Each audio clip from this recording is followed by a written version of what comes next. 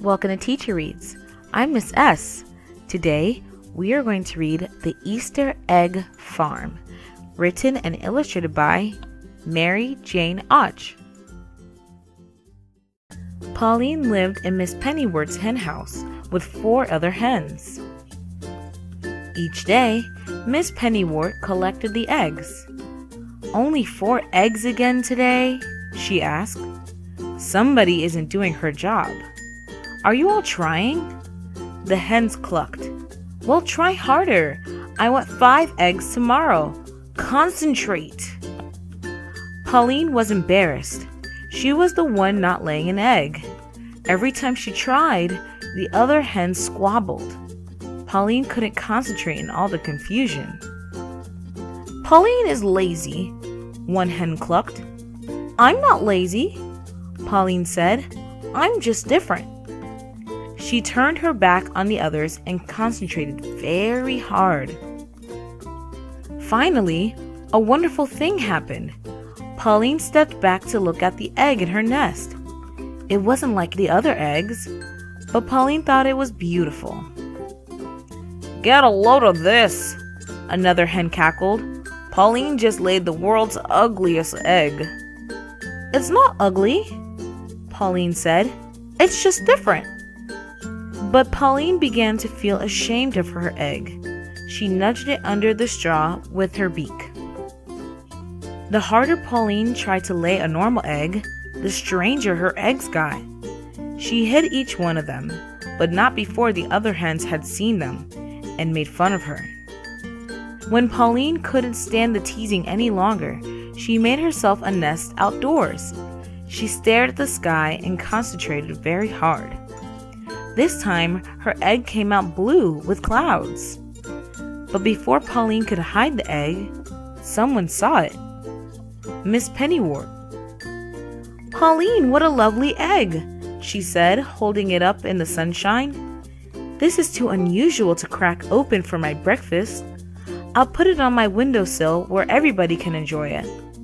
The next day, Pauline laid an egg that was even more unusual. Miss Pennyworth was delighted. "Can you make more eggs like this?" Then Miss Pennyworth noticed the ladybug on a blade of grass right in front of Pauline. "Hey, I get it. The egg comes out looking whatever you see, right?" Pauline blinked. She wasn't quite sure how it worked herself. "This is fantastic," Miss Pennyworth said. "Come into the house with me. We'll see what kind of eggs you lay there." Pauline loved being inside. There were lots of pretty things to look at. In her new surroundings, Pauline became quite creative. Soon, her unusual eggs lined the windowsills of Miss Pennyworth's house. One day, a lady appeared at the window. "Are these lovely Easter eggs for sale? I need one for every child in town. They're for the annual Easter egg hunt." "No problem. We can lay that many eggs, can't we, Pauline?" "We?" thought Pauline. She'd never seen Miss Pennyworth lay an egg, so she knew it was up to her. Laying eggs for Easter egg hunt would be an honor. She clucked happily. "Come back for your eggs the night before Easter," said Miss Pennyworth. Pauline was excited. She started laying 2 eggs a day, then 3, then 4. Miss Pennyworth began taking Pauline on field trips for inspiration. The first week, they went to an art museum. The second week, they went to the ballet. Pauline was so thrilled by the music and the dancing, she laid more eggs than ever before. Finally, it was the day before Easter. "The egg lady will be here tonight," said Miss Pennyworth. "I'd better start packing up the eggs." She lifted an egg from the windowsill. "Uh-oh, there's a crack in the shell." Miss Pennyworth ran to another window. "Pauline, some of the eggs are hatching. We shouldn't have left them in the sunshine." Soon, baby chicks were popping all over the sunny side of the house. "Stay in there!" Miss Pennyworth shouted at the unhatched chicks. You're ruining the eggs!" But the chicks didn't listen. They just kept hatching and hatching. Miss Pennywort took the broken shells to the table and frantically tried to glue them together. "It's no use. I was never good at arts and crafts." Just then, there was a knock at the door. "Yoo-hoo!" called the egg lady. "I'm here for the Easter eggs." "Do I have a deal for you?" cried Mrs. Pennywort. "How would you like Easter chicks instead of eggs?" "Terrific!" the egg lady said, as bright-colored chicks scurried around her. "Easter chicks are even better than Easter eggs." Miss Pennywort helped the egg lady gather the chicks, but as fast as they were popped into a basket, the chicks jumped out again. Miss Pennywort heard a clucking noise and looked up. Pauline was fluffed up to twice her normal size.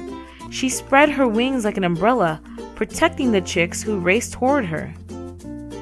"Oh, Pauline," said Miss Pennywort.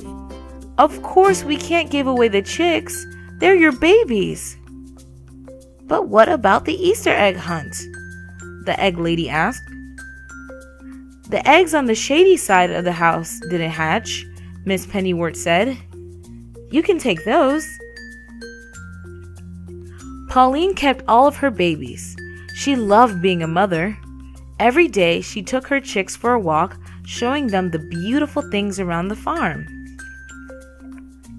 The chicks' grown-up feathers started to come in. "These chicks are sure different," said Miss Pennywort. Pauline clucked proudly. Soon, Pauline's daughters were laying their own eggs. They took turns in a nest box, laying eggs of every color and design.